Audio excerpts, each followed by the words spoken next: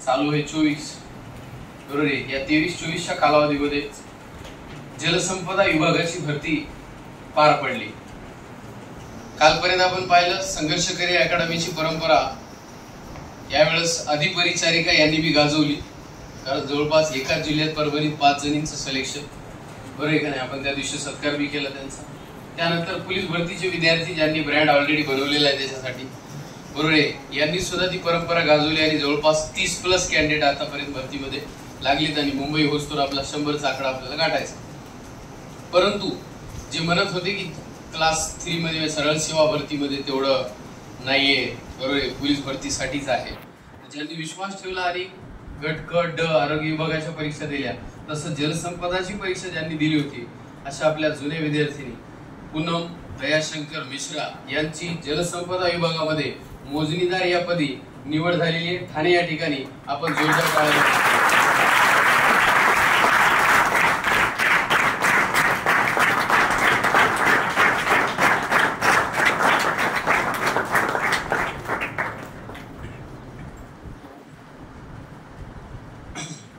पूनम दयाशंकर मिश्रा या 2018-19 पासून बरोबर आहे तयारी करत होत्या। पहिली बॅच त्यांनी त्यावेळेस केली बरोबर आहे का नाही। त्यांच्याकडे पाहिल्यानंतर आपल्या असं लक्षात येईल की एखादी गोष्ट ठरवल्यास ती अशक्य नसते बरोबर आहे का नाही। लग्न झाल्यानंतर बरेचशा जिम्मेदाऱ्या अंगावर पडतात, परंतु तेवढं असताना सुद्धा त्यांनी स्वतःच्या कर्मावर विश्वास ठेवला बरोबर आहे, त्या अध्यात्माशी जुडलेल्या राहिल्या आणि सगळ्यात महत्त्वाची गोष्ट जे काही अभ्यास ते करत होत्या, परीक्षा कंटिन्यू सातत्याने देत होत्या बरोबर आहे का। आणि अखेरीला त्यांनी 2 वर्ष मेहनत त्यांना घ्यावी लागली, कदाचित 3 वर्ष घ्यावी लागली त्यांच्या बोलण्यातून आपण ते ऐकूच, पण शेवटी त्यांनी यश खेचून आणलं आणि आता महाराष्ट्र शासनात जलसंपदा विभाग बरोबर आहे ज्यामध्ये मी सध्या कार्यरत आहे बरोबर आहे, त्याच पदावर 3 पोस्ट एक सारख्या असतात। त्याचं नाव असते दप्तर कारकून, कॅनल इन्स्पेक्टर आणि दुसरी असते मोजणीदार।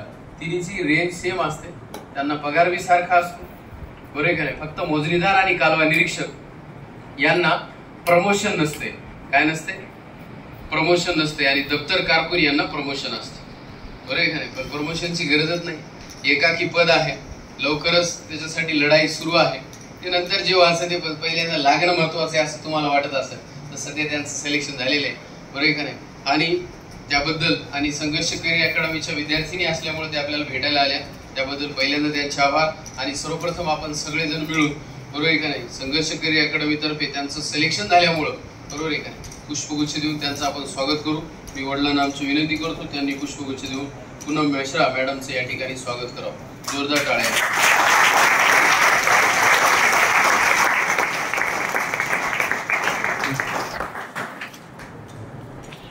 फोटो घे।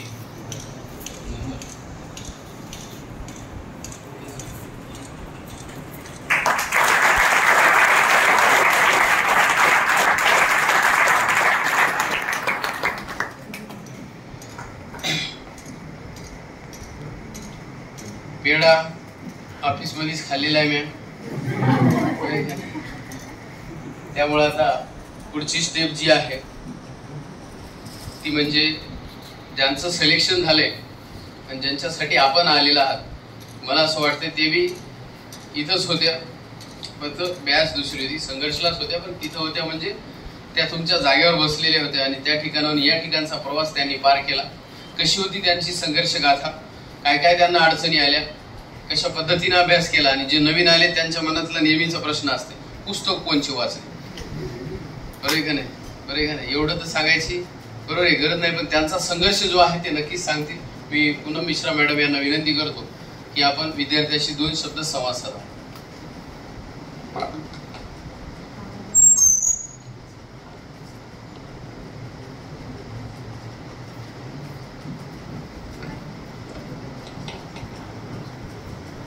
आपल्या सर्वांना स्वातंत्र्य दिनाच्या हार्दिक शुभेच्छा। आणि मी इथं 2018-19ला होते आणि मला म्हणजे माझं फॅकल्टी सायन्स होतं, MSc BEd झालेलं आहे माझं झुलॉजीमध्ये नांदेड इथे। आणि नंतर मला म्हणजे टीचर व्हायचं होतं, पण नंतर आम्हाला असं कळालं की PhD वगैरे त्याला खूप वेळ लागते आणि इतक्या वेळ घरचे देत नाही, म्हणून मी ह्या क्षेत्रात आले। आणि कोणतंही म्हणजे पैसा न खर्चता मला जॉब करायचा होता आणि लेक्चरशिप म्हणलं की 70-80 लाख रुपये लागतात तेवढी आपली कंडिशन होती म्हणून मी हे क्लास जॉईन केलं. आणि माझे सगळे फ्रेंड आज लेक्चरर आहेत आणि एक पूर्ण बॅचमध्ये मी एकटी ह्या स्पर्धा क्षेत्रामध्ये आले. आणि तेव्हा मला सगळे मध्ये तू हे क्षेत्र का सोडलं, इतक्या दिवसाचा अभ्यास केला, पण मला काहीच माहिती नव्हतं. माझी एक फ्रेंड इथंच होती, तिने मला असे लांबून क्लास दाखवले आणि मी लगेच जॉईन केलं. मला म्हणजे स्वर व्यंजन ही सुद्धा मला माहिती नव्हतं आणि 103 ह्याचं जर उत्तर मला कोणी विचारलं तर मला आलं नसतं. इतकी ढ होते मी, फक्त शिक्षण जास्त पण ह्याच्यातलं काहीही माहिती नव्हतं. पण मी रेग्युलर क्लास केला, ऊन असो पाऊस असो काही असो. घरी जरी अभ्यास नाही केला पण मी क्लास एकदम रेग्युलर केला. इतक्या लांबून मी येत होते, ज्ञानेश्वर नगर इथं राहते मी, मी दुसरं काहीच केलं नाही. स्पर्धा म्हणजे स्पर्धा आणि मला कोणते फॉर्म वगैरे मला काही माहिती नव्हतं. हे पोलीस भरतीचे क्लास आहेत हे सुद्धा माहिती नव्हतं. फक्त हे क्लासेस मी म्हणजे जॉईन केलं. नंतर सगळ्या मुली पोलीस भरती करतात, मी एकही फॉर्म भरला नाही कारण की मला पोलीस व्हायचंच नव्हतं, तर मी फॉर्म भरलाच नाही. मग नंतर सर शिकवत होते, मग त्यांचं शिक्षण मला खूप आवडलं, सर्व काही समजत होतं. नंतर सर पोस्टवर येते सुद्धा मला माहिती नव्हतं. नंतर कालच जलसंपदा, मग तेव्हा डोक्यात आलं आपण पण सरांसारखंच बनूया. जलसंपदा काय असतं हे सुद्धा मला काहीच माहिती नव्हतं. तेव्हापासून कधीच हे म्हणजे जागाच निघाल्या नाही आणि मी बाकी सगळे फॉर्म भरले. मग नंतर सर कॅनल इन्स्पेक्टर आहेत असं नंतर समजलं बाहेरून. म्हणजे काहीच नॉलेज नसताना फक्त सातत्य आणि अभ्यास आणि कोणते पुस्तक वाचलं जे इथे शिकवतात ते मी मन लावून वाचलं आणि म्हणजे टोटल फोकस त्याच्यावरच केलं. 100 पैकी मी सांगते मला 40च्या वर कधीच मार्क नाही पडले बॅचमध्ये. तिथून माझी सुरुवात आहे. मग फर्स्ट वगैरे तर आमच्यासोबत बॅचचे बऱ्याच मुली होत्या आणि मी मागं बसायची, म्हणजे समोर बसण्याचं सुद्धा धाडस नव्हतं माझ्यामध्ये कारण की आपल्यात कॉन्फिडन्स नसतो आणि आपलं काही येत नाही असं असते. पण त्याच्यात पण संघर्ष असतो समोर बसण्यामध्ये. त्याच्यानंतर मी रेग्युलर क्लास वगैरे केले. एक्झाम मी कधीच पडू नाही, मार्क कितीही पडो कोणी विचारो, मी खरं सांगत होते. पण म्हणजे दात सोडून द्यायची असते. तुम्ही स्पर्धा परीक्षा जॉईन केलं ना, बोलणारे खूप असतात, घरचे बाहेरचे कोणीच बोलत नसतात, जास्त करून घरचेच बोलतात कारण की बाहेरचे आपल्या थोडे भितात पण आपल्या घरच्यांना माहीत असते आपण काय असतो ते. पण हे सगळं ऐकून घ्यायचं, शिक्षक म्हणो, बाहेरचे म्हणो, घरचे म्हणो, कारण की एक रिझल्ट हे सगळा दिवस बदलून टाकते. हे माझा अनुभव आहे. मी पण 4-5 वर्ष कंटिन्यू केलं. कोरोना पिरियड आला आणि जागा निघाल्या नाही 2-2.5 वर्ष, तरी पण मी अभ्यास सोडलाच नाही. सर्व मुलींनी डिशेस वगैरे शिकल्या यूट्यूबवर बघून, पण मी कधीच कोणती डिश बनवली नाही.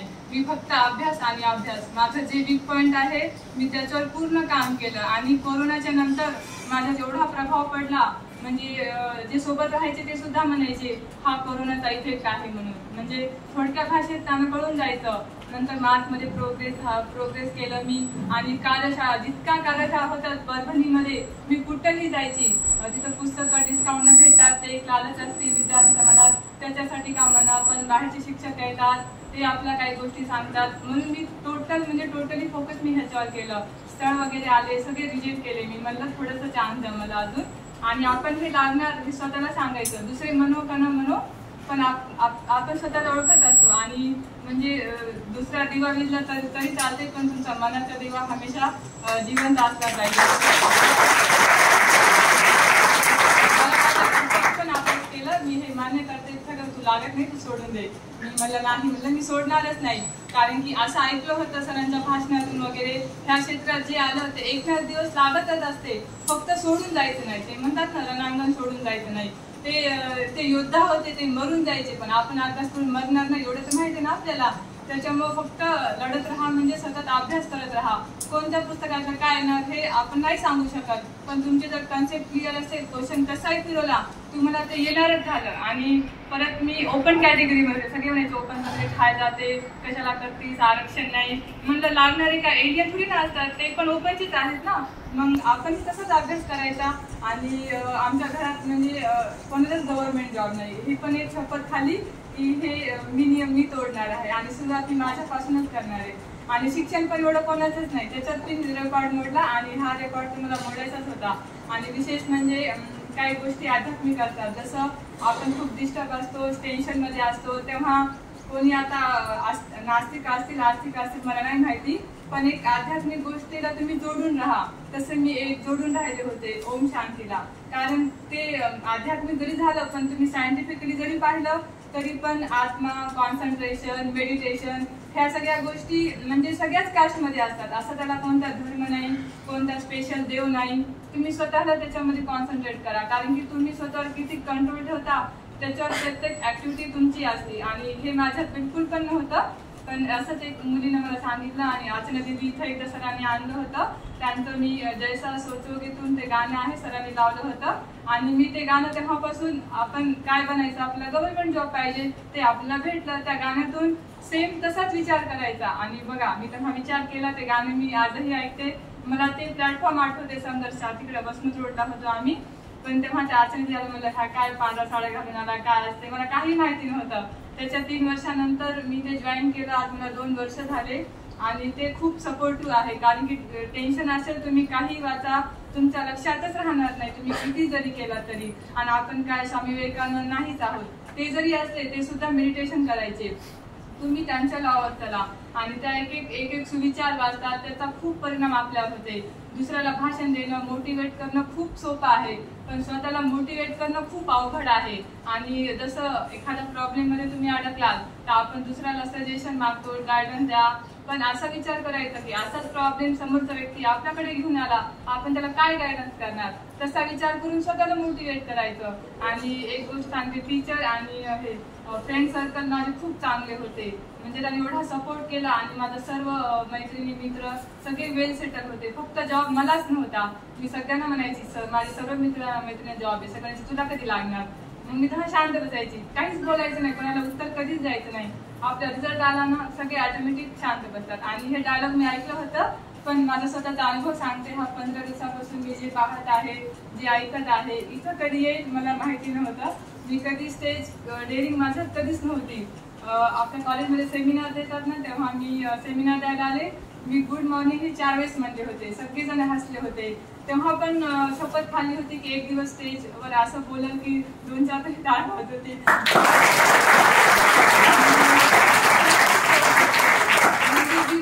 तुमचा फक्त वीक पॉइंटवर तुम्ही फोकस करा, त्याच्यावर काम करा. सक्सेसची हेच डेफिनेशन असते. सक्सेस म्हणजे एखादी जॉब भेटली ते सक्सेस नाहीचे. जॉब जरी भेटली त्याला टिकवणं तेवढंच अवघड असते. परत त्याच्यातून तुम्ही किती एन्जॉय करता, किती हॅप्पी राहता, किती दुसऱ्याला हेल्प करता, हे पण एक सक्सेस असते. त्याच्यामुळे सक्सेसचं डेफिनेशन हे तुम्ही एका दिवसाचं प्लॅन करा, वर्षाचं महिन्याचं बिलकुल पण करू नका. जे IAS ऑफिसर वगैरे होतात, मी त्यांचीच व्हिडिओ ऐकत होते. मी करत होते क्लास 3, पण पाहत होते IAS ऑफिसरचे इंटरव्ह्यू. त्यांच्या शॉर्ट की तुम्ही फॉलो करा. जसं तुमचं एक टाइम टेबल बनवायचा 24 आवर्सचा आणि जे अभ्यास करायचा ते लिहून ठेवायचा. माझी स्वतःची डायरी आहे. जे अभ्यास करायचा आदल्या दिवशी रात्री झोपताना लिहायचं, दुसऱ्या दिवशी पूर्ण फॉलो करायचं. आणि झोपण्याच्या अगोदर त्याला मी क्रॉस मारत होते, जे नाही केलं आणि जे केलं त्याला राईट मारत होते. लाल पेन आणि ब्लू पेन दोन्ही फोकस, म्हणजे लहान बाळासारखंच तुम्ही तसं करा. आणि ती डायरी आज माझं सक्सेस आहे. मी कोणता फॉर्म भरला, त्याची एक्झाम कधी आहे, म्हणजे पूर्ण कॅलेंडर माझ्या त्या नोटबुकमध्ये आजही आहे आणि मी आजही ते फॉलो करते. आणि त्याच्याने एक एन्जॉय भेटतो, बाकी काही नाही. असं रडत पडत वगैरे तुम्ही हे दिवस असाही जाणार आहे तसाही जाणार आहे, पण ते आपल्या हातात असते की आपण त्याला युटिलाइज कसं करणार आहे. मला पण असंच फ्रस्ट्रेशन वगैरे आलं, मग मी कंटाळून म्हणलं माझं लग्न करून टाका, आता मी काय करू शकत नाही. आणि असंच म्हणलं रागारागात, पण ते खरंच झालं. पण मी लग्नानंतरही मी काही सोडलं नाही. मी आधीच म्हणलं होतं अभ्यास वगैरे अलाउड असेल तर हो म्हणा, नाही तर अगोदरच नाही म्हणा. पण ते तिकडचे म्हणले हो चालते. मग मी अभ्यास करायची, काम झाले की अभ्यास, म्हणजे दुपारचं तर आपलं रेस्टचा टाइम असतो. मी तेव्हा अभ्यास केला, फिरणं वगैरे मला काही माहित नाही. डायरेक्ट मुंबईलाच दिलं मला. त्याच्यामुळे मी काहीच आजही मी काहीच पाहिलं नाही. लग्नाला झाले 17-18 महिने, पण मी कुठेच फक्त एक्झाम सेंटरला जायचं आणि वापस घरी यायचं, तेवढं केलं. कुठलीच एन्जॉयमेंट नाही, काही नाही. पण अभ्यास म्हणजे अभ्यास केला, कारण की तुम्ही घरचं कितीही काम करा, मला माहिती आहे ह्याला काहीच व्हॅल्यू नाही. मी स्वतः केले, ते नावच ठेवतात, माहिती नाही मला काय असते ते. त्याच्यामुळे तुमचं करिअर तुम्ही सोडू नका. एकदा तुम्हाला जॉब भेटला ना, सगळ्या गोष्टी सगळ्या जणी ऑटोमॅटिक ऍडजस्ट करतात. तुमची फॅमिली असो, तुमचे सासरचे असो, तुमचे माहेरचे असो. आणि माहेर सासरचे बोलतातच, मला माहिती आहे सून ही कधीच परफेक्ट होऊ शकत नाही. तुम्ही किती चांगलं जरी वागलात ना, ते निगेटिव्ह पाहणारे काही लोक असतातच आपल्या नशिबाला. मग मी त्याच्याकडे पण हे केलं. आजूबाजू सगळे म्हणायचे ह्यांची सून नुसता अभ्यास करते, पण मी कधीच प्रत्युत्तर दिलं नाही आणि मी कधी पण बोलत पण नव्हते. कारण की नवीन लग्न, नवीन फॅमिली, नवीन वातावरण, मुंबईसारखं ठिकाण, आपण छोट्या शहरातले, खूप भीती होती. लोकल काय असते मला काहीही माहिती नव्हतं. मिस्टर फक्त एकदा आले, ते म्हणजे जात मी काही येत नाही. तिथून 4 तास लागत होते माझ्या सेंटरवर जायला. मी सर्व काही एकटीनं पाहिलं. तिथं म्हणजे शिकलेला व्यक्ती सुद्धा अडाणी सारखा असतो, काहीच माहिती नसते. कोणती लोकल कुठे जाते, कुठे येते, कुठे जायचं तुम्ही मागं जात होते. असं संघर्ष, इथून संघर्ष सुरू केला स्पर्धा परीक्षेचा आणि आजही संघर्ष चालूच होता. आणि इथं येऊन मी हे पूर्ण विराम दिलं. ह्याचं मला छान वाटतं कुठेतरी. आणि आपण जॉबला लागल्यास आपल्यापेक्षा जास्त आनंद आपल्या घरच्यांना, आपल्या फ्रेंड सर्कलला होतो. कारण की आपण काय पैसे भरून नाही लागलो, आपण स्वतःच्या मेहनतीवर लागलो, एवढा संघर्ष केला. आणि भेटणारच हे माहीत होतं, फक्त कधी भेटणार हे नव्हतं माहीत. आणि मग दुसरे खुश आहेत म्हणून आपण खुश असतो. कारण की अभ्यास केला म्हणजे त्याचं इनपुट केलं, त्याचं आउटपुट भेटत असतो. ते काही असो, कर्माच्या बाबतीत असो, सायन्सच्या बाबतीत असो, काही असो. त्याच्यामुळं आपल्या सर्वांनी आपल्याला मदत केली, त्यांच्या चेहऱ्यावर आपल्यामुळे थोडंसं हसू आलं. हे आनंद एक वेगळाच असतो. कारण की जेव्हा तुम्हाला यश भेटेल ना, हे तुमचं जे लाईफ आहे ना, ते सगळ्यात सुंदर असते. आता मला वाटते काय करायचं दिवसभर, असा दिवस कटत नाही. पण आपण जेव्हा अभ्यास करतो आणि सगळ्यात चांगला अनुभव ते गोल्डन मोमेंट म्हणतात ना, आपल्या संघर्षाचाच असतो. कारण की खूप फ्रस्ट्रेशन येते अभ्यास वगैरे करायचा, मित्र मैत्रिणी असतात. ती लाईफ खरं तुम्ही एन्जॉय करा. फक्त एन्जॉय करत कुठं भुकटच जाऊ नका. आपला प्लॅटफॉर्म आपण कधी सोडायचा नसतो. शेवटी आपण इथंच येतो. चुका होतात, मी पण काही केल्या चुका, सर्वजण करतात.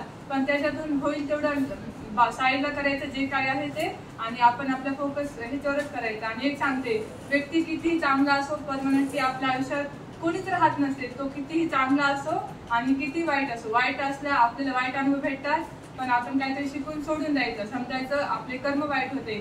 चांगला व्यक्ती भेटला हे आपलं नशीब, की एवढा चांगला व्यक्ती आपल्या आयुष्यात आला, हे पण धन्यवाद म्हणायचं त्याला, काहीही असो. आणि ह्या सगळ्यात म्हणजे कमी जास्त त्याच्यामध्ये हा संघर्ष आपला होतो. आणि कुठेतरी आपल्याला आपलं यश हे नक्कीच भेटत असते. जसं तुमच्यासाठी तुम्ही इथं जॉबसाठी आलात, माझा पण हा संघर्ष होता. इथं आले, थोडासा वेळ लागला, पण फायनली झालं ना. म्हणून तुम्ही किती फॉर्म भरला ह्याचा कॅल्क्युलेशन करण्यात आपण म्हणजे विचार करतो, पण एक रिझल्ट आला ना, एका पेमेंटमध्ये सगळे फॉर्मचे पैसे भेटतात, हे तेवढीच खरी गोष्ट आहे. आणि सांगते, कोणताही फॉर्म आला तर भरा, पैसे नसेल उसने घ्या.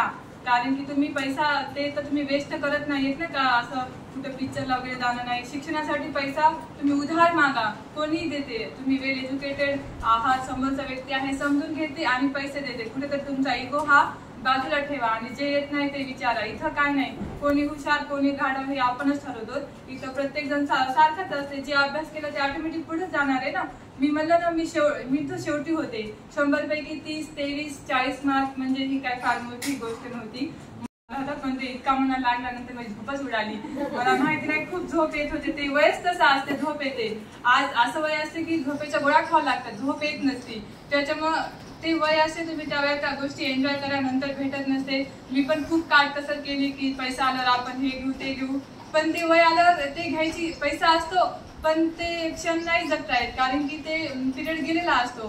त्याच्यामुळे सांगते फक्त एवढं आहे की पुस्तक घेण्यामध्ये आवड करा. ड्रेस थोडेसे कमी घेतला तरी चालते, ते नंतर त्याचं सगळं कपाट तयार होते आपल्या घरामध्ये. पण तुम्ही होईल तेवढ्या नोट्स विकत घ्या, पुस्तकं घ्या. एका पुस्तकावर तुम्ही डिपेंड राहू नका. कारण की आता TCS, IBPS आणि परत स्पर्धा परीक्षेमध्ये कसं आता MPSC रिटर्न झाली, त्याच्यामुळे त्यांचे सगळे अभ्यास कंबाईन करणारे फोकस क्लास 3 वर करायला. त्याच्यामुळे कॉम्पिटिशन इतकं हाय झालं. 200 पैकी 180 प्लस टॉपर. किती हार्ड पेपर जरी असला तरी टॉपर असतातच. त्यांचा काय अभ्यास असतो मी विचार करते. 200 पैकी 192-93 मार्क घेतात आणि पेपर मी सुद्धा दिलेले आहे. एवढे हार्ड क्वेश्चन असतात, पण तरी पण ते टॅकल करतात. का ते काही वेगळे नसतात, पण त्यांचा अभ्यास एवढा असतो. आणि मी सांगते, ते म्हणतात ना, हर एक बाप का एक बाप होता है. आपण स्वतः हुशार एवढे नाहीत, आपल्यापेक्षा हुशार बाहेरचे विद्यार्थी म्हणजे 24 तासापैकी 20-20 तास लॅबमध्ये असतात.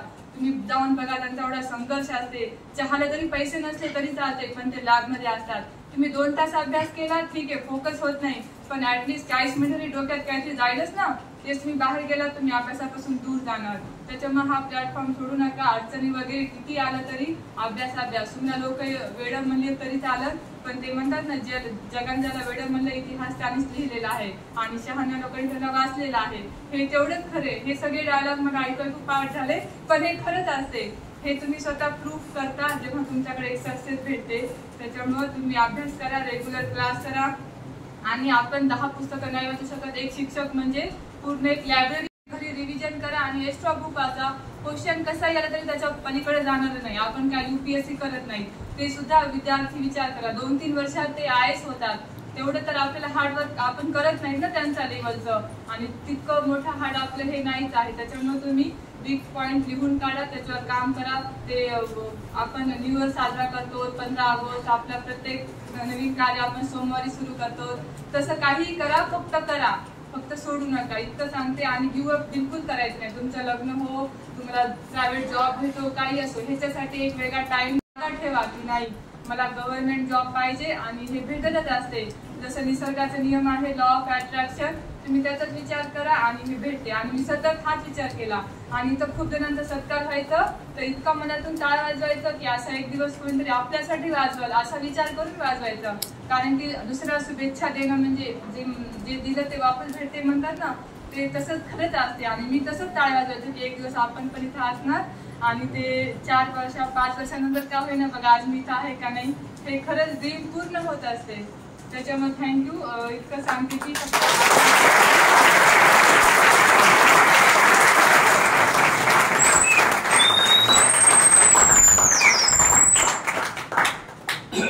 धन्यवाद मॅडम.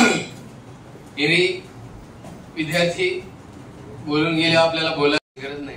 आणि त्यांचं बोलणं हे त्यांनी अनुभवलेली लाईफ आहे, बरोबर आहे का. त्यांनी पहिल्यांदा मला त्यांचं नवल याच्यासाठी आहे की MSc BEd झाल्यानंतर झुलॉजी सारख्या विषयात ते स्पर्धा परीक्षेत आल्या. मलाही माहित नव्हतं, बरोबर आहे. तुम्हाला माहित नाही ना MSc करेक्ट निमेलवर 12वी पास आहे म्हणून म्हणाय पुरी घ्या. म्हणजे त्या प्राध्यापक आहेत, बरोबर आहे का नाही. आणि उद्या जर कॉलेजला लागल्याच होत्या त्या, पण त्या पैसे जे भरायचे होते किंवा आजकाल प्रायव्हेटला कार्यक्रम बिघडलेला आहे सगळं, बरोबर आहे का नाही. किती क्वालिटी असो चिल्लर द्यावाच लागतं. ते म्हणजे आपल्याला द्यायची नाही, आपल्यामध्ये गट्स आहेत, बरोबर आहे. त्यांनी अलग चॉईस केली, बरोबर आहे का नाही. फील्ड बदलली. पहिले त्या गोष्टीला सल्यूट आहे, ती विचार येणं गरजेचं आहे. त्याच्या बाद इथं आल्यानंतर त्यांनी सांगितलं की त्या क्षेत्रात मी भारी असेल, बरोबर आहे का नाही. माझ्यासारखं दुसरं कोण नाही, पण इथं आले मी नवीन होते ना, जसं तुम्ही नवीन आहे. एकदम झिरोतून सुरुवात केली. पहिली गोष्ट त्या प्राध्यापक नावाचा युगो बाजूला ठेवून खाली बसणं, याला सल्यूट आहे, बरोबर आहे का नाही. सगळ्यात महत्वाचं म्हणून त्याच्या बोलण्यात आलं की आपण कोणाला कधी काही मागत बी नाही, कधी काही विचारत नाही, कधी काही बोलत नाही, फक्त आपला इगो मदत येते. मी त्याला मागू का नोट्स, ते का एवढा छान आहे, मरत आहे तसा 4-5 वर्ष, बरोबर आहे का. त्या गोष्टी अंडरलाईन करा ज्या ज्या घ्यायला सांगितल्या. आणि त्यांनी जी बोलले ती त्यांची लाईफ होती, जे जे अनुभव आले त्यांना. इतकं माणूस तेच बोलू शकते फाड, बरोबर आहे का नाही. प्राध्यापक हे म्हणून तर बोलले असतील, ते झालं स्टेज करेज. पण बोलताना मी असं ऐकले की ते म्हणले इथं आल्यानंतर, बरोबर आहे का नाही, मला काही लोक असं बोलले होते. त्याच्या बाद माझ्या मनामध्ये ती गोष्ट बसली की 100% मी ज्या दिवशी सक्सेस होईल असं बोलेल. आणि खरंच तुम्ही असा बोललात, बरोबर आहे, असं बोललात, बरोबर आहे का. एखाद्या IAS अधिकाऱ्याचं भाषण जेव्हा आपण ऐकतो, ते सुद्धा इतक्या चांगल्या पद्धतीनं क्लास 3च्या विद्यार्थ्यांना मार्गदर्शन करू शकत नाही, तसं नोट्स पासून, अध्यात्मापासून जीवन कसं जगायचं आयुष्यात एकदा लागल्यानंतर त्याबद्दलची सुद्धा माहिती सांगितली. विशेष करून लेडीज साठी, बरोबर आहे का नाही. त्यांनाही मार्गदर्शन केलं की लागल्यानंतरची पोझिशन आपली काय असते आणि लागल्यानंतर, बरोबर आहे का नाही, काय होणार आहे. पण त्याच्या मधातला जो संघर्ष आहे, त्याच्यात पुन्हा 2चे 4 हात झाल्यावर काय हाल होतात, बरोबर आहे का नाही. किती तुम्ही चांगलं केल्यानंतर अशा सोच मध्ये त्यांनी लाईफ काढली. आणि विशेष मुंबई सारख्या ठिकाणी पुन्हा संघर्ष करावा लागला. तिथं असल्यावर तुम्ही पाहिलेलंच आहे तुम्ही 4-4 तासाच, तर कमाल आहे, बरोबर आहे का नाही. आपल्या बॅचचं नाव संघर्ष मान्य आहे. आयुष्यामध्ये थोडाफार संघर्ष आपण केला असेल, पण अशी संघर्ष आपण जेव्हा ऐकतो तेव्हा असं लक्षात येते की यार आपल्यापेक्षा जास्त संघर्ष करणारे लोक या जगात आहेत, बरोबर आहे का नाही. खरंच त्यांच्या संघर्षाला संघर्ष अकॅडमीचा सलाम आहे. अशा पद्धतीची उंच झेप त्यांनी आणखीन आयुष्यामध्ये घ्यावी, बरोबर आहे. तुमचं भाषण ऐकून विद्यार्थ्यांना तर प्रेरणा मिळाली, पण आमच्या सारख्या शिक्षकांना सुद्धा मिळाली की 5 वर्ष, बरोबर आहे का नाही. परंतु हे का शक्य झालं, बरोबर. वारंवार तुमच्यासारखा माणूस, ते बी तुम्ही बी माणसंच आहे. तुम्हाला 1 घंटा झाला, 2 घंटे झालं स्ट्रेस यायलाय, महिना झालं की ताण यायलाय, बरोबर आहे. ते या फील्डमध्ये टिकून का नाही, त्यांच्यासाठी तुमच्यापेक्षा मजबूत एक बाजू त्यांनी सांगितली, ती तुम्ही जाता जाता घेऊन जायला पाहिजे, ती म्हणजे त्या अध्यात्माशी कनेक्ट होत्या. मी म्हणत नाही या एका ठिकाणी जा कुठंतरी, कुठे राहा, पण त्या अध्यात्माशी कनेक्ट राहणं गरजेचं आहे. त्यांना शिकवलं अध्यात्माने की आयुष्यात लोक बोलत असतात, त्याचं काम आहे बोलणं, पण बोलल्यानंतर मी शांत कसं राहायचं हे अध्यात्म शिकवत. वाचलेलं लक्षात कसं ठेवायचं हे अध्यात्म शिकवते, म्हणजे मेडिटेशन. तिथे गेल्यानंतर ते मिळते. पण त्यांच्या बोलण्यात बी तुम्ही ऐकलं असेल, एक सेकंदी त्या थांबल्या नाही, नॉनस्टॉप बोलत होते. याचा अर्थ त्यांचा अध्यात्माचा सुद्धा त्यांना फायदा झालेला. तुम्हाला सांगून ते असं म्हणणार की परीक्षा सोडून द्या, देवदेव करायच्या मागला, पण तुम्ही चकच सोडून मी देऊ नका ना, बरं आहे का नाही. काही जण चकच असं कधीच मानित झालेत ना, बरं आहे का नाही. मी म्हणत नाही विशिष्ट कोणी, काही जण आई वडिलांना देव मानतात, माना काय अडचण. काही जण स्वामी समर्थ असेल, ज्याला मानायचं म्हणा. मी म्हणालो अध्यात्म म्हणजे तू ज्याला मानतो, बरोबर का नाही, त्या माणसाची जागा मधात ठेवायची आणि तिथं जायचं. लक्षात, जे बी सक्सेसफुल लोक असतात, बरोबर आहे, ते प्रत्येक जण त्या अध्यात्माशी कनेक्ट असते. त्यांनी कधी लोकांचा विचार करत नाही. मॅडमने बी कधी केला नाही, बरोबर का नाही. तुम्हाला 2 वर्षात 3 वर्षात 6 महिन्यात बी जॉब लागू शकते. त्यांना तब्बल कोरोनाचा काळ घालावा लागला मधात. कदाचित तेव्हा लागले बी असते, पण जागाच नव्हत्या. अख्खा जग बंद पडलं तर परीक्षा कुठून होणार, पण तरी संयम ठेवला. जेव्हा घरचे गडबड करू लागले म्हणून त्यांनी तो डिसिजन बी घेऊन टाकला जे घ्यायचा नाही, पण त्याच्यात एक अट ठेवली. ही बी एक अंडरलाईन करण्यासारखी गोष्ट आहे की माझ्या स्वाभिमानावर मला जे करायचे त्या ठिकाणी गदा आली नाही पाहिजे, बरोबर का नाही. मला करायचे तरच हो म्हणा, नाही तर मग कॅन्सर. पण त्याच्या बाद बी त्यांनी मग एखाद्या फॉर्म मध्ये हो म्हणते माणूस, बरोबर का नाही. हे कार्यकर्ता आलेला विचारण्यावर असते, बरोबर का नाही. शिक्षण, बरोबर का, याचे डायलॉग तिसराच असते, पिस्तूल विचारणार, बरोबर का नाही. हे बाजूलाच असते, बरोबर का नाही. शिक्षण, बरोबर का नाही, सांगितलं मग पुढे काय करायचंय, बरोबर का नाही. शिकायची इच्छा आहे का नाही, याच 12वी पास DA झालेले नेमकं, बरोबर का नाही. नोकरी, बरोबर का नाही, सगळं विचारून घेतात. आता यांना माहित असते की आता शिक्षण झाले म्हणजे करावंच लागतं, बरोबर का नाही. त्या टायमाला विचारतात. पण बरेच जण हे डायलॉग मारतात असं म्हणायलो, आणि गेल्यानंतर पुन्हा जैसे ते काही ताण नाही, आता खावा पिणं त्याला कोणी काही करू शकत नाही. झाले एकदा, बरोबर का. पण तिथं गेल्यावर बी त्यांनी ते विचार कायम ठेवला. आणि बहिणीचं ते वाक्य ते कधी विसरले नाही, त्याचं म्हणणं, बरोबर आहे. ते गाणं मला मोटिवेट करते आणि मला नेहमी सांगत राहत. आम्ही मधात भरकटलो होतो, आता जरा रस्त्यावर आलो. किती माणूस असतो, कारण त्यांचा एक मुद्दा मी महत्वाचा घेतला, ते म्हणजे अख्ख्या जगाला मार्गदर्शन करणं सोपं आहे, बरोबर का नाही. परंतु स्वतःला मार्गदर्शन करणं, स्वतःला सेल्फ मोटिवेट ठेवणं, कंटिन्यू त्याच रस्त्यावर ठेवणं, हे फार मोठी अवघड गोष्ट. म्हणून त्यांचं अजून कौतुक याच्यासाठी की त्यांनी स्वतःवर कंट्रोल केलं, बरोबर आहे. स्वतःवर विजय प्राप्त केला, हे सगळ्यात महत्वाचं. लोकांच्या नजरेत ते आज विजय आहेत, बरोबर का नाही. याच्यापेक्षा आणखी पोस्ट मिळेल असा जर ऍटिट्यूड कायम राहिला 100%. 5 वर्ष स्वतःवर कंट्रोल करणं, स्वतःवर विजय प्राप्त करणं वाटतं. कारण लोक तुम्हाला तर आताच बोलायला 3 महिने झाला आलं नाही, 5 वर्ष द्यायला काय काय म्हणले असतात, बरोबर. मग घरचे असो का दारचे, लोकांचा तर नंतर त्रास होतोय. सगळ्यात जास्त त्रास तर घरच्याच होत असतो, बरोबर. तिथूनच सुरुवात होती. कवर करायची तयारी, बसायला ना आता, बरोबर का नाही. काय भेटणार आहे तयारी करून, आम्हाला काय फायदा आहे, तेच बल होणार म्हणजे काढून देण्याच्या मागे कार्यक्रम, तो अजून त्रास होतोय, बरोबर का. हे सत्य आहे. आपण जरी तुम्हाला मजाक वाटत, पण ही रियालिटी असं वाटते कधी कधी मनाला. कोणाला जे मनातून तयारी करायची, ज्याला करायचीच नाही त्याचं म्हणणं बरं झालं, मला ही कुठं राह वाटत, चला, बरोबर का. पण ज्याच्या मनात काहीतरी स्वप्न आहे, ज्याच्या मनात काहीतरी करायचे, त्या माणसाला मोटिवेट करणं आवश्यक असतं. असो, त्यांना सर्वांची साथ मिळाली.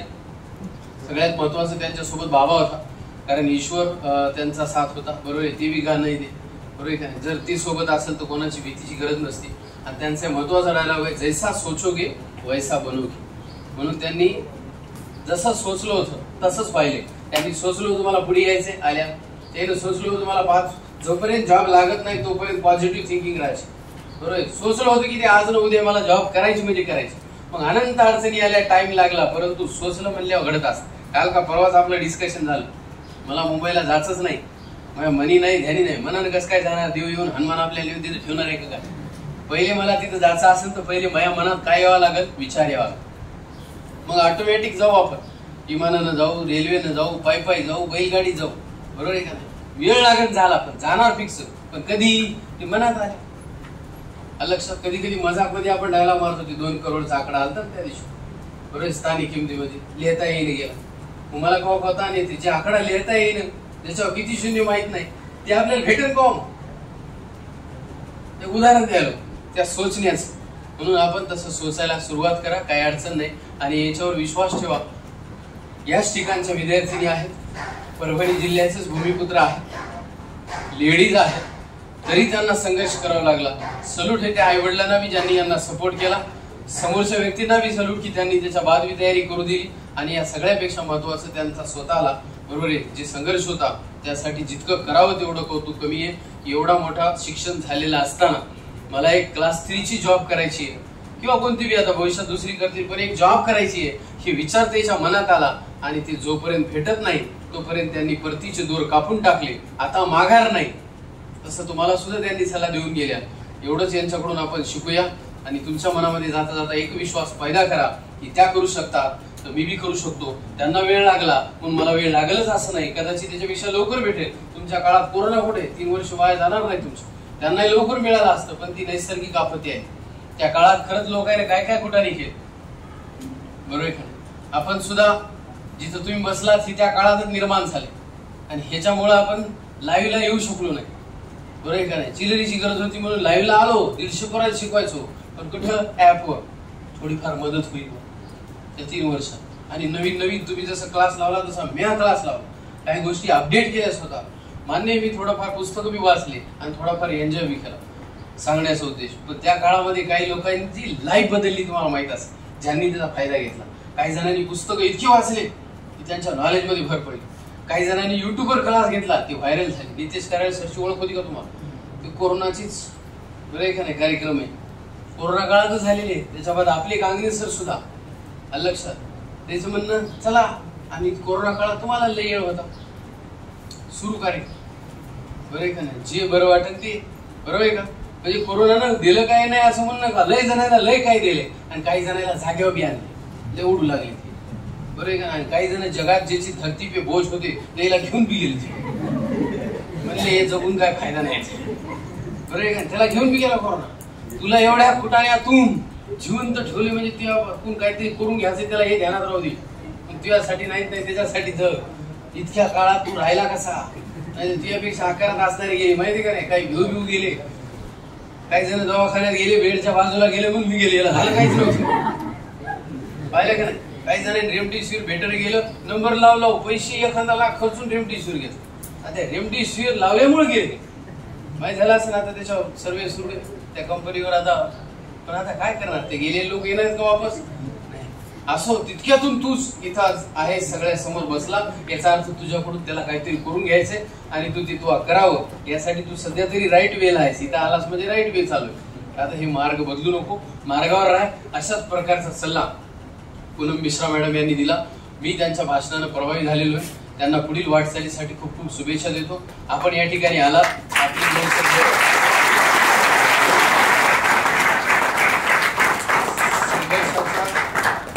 संघर्षाची यात्री जे बी आहेत ते संघर्ष मधूनच घडलेले आहेत. योगायोगानं ते संघर्ष केल्यावर संघर्षाला विसरत नाहीत, हे आमच्यासाठी महत्वाचं आहे. एवढ्या दुरून ते या ठिकाणी आले, तुमच्या सोबत संवाद साधला, त्याबद्दल संघर्ष करिअर अकॅडमीच्या वतीने मी त्यांच्या हृदयाच्या तळापासून आभार व्यक्त करतो आणि पुढील वाटचालीसाठी शुभेच्छा देतो. यापेक्षाही मोठी पोस्ट त्यांना मिळावी आणि त्यांनी प्रयत्न चालू ठेवावेत अशी मी त्यांना आशा व्यक्त करतो आणि या ठिकाणी थांबतो. धन्यवाद.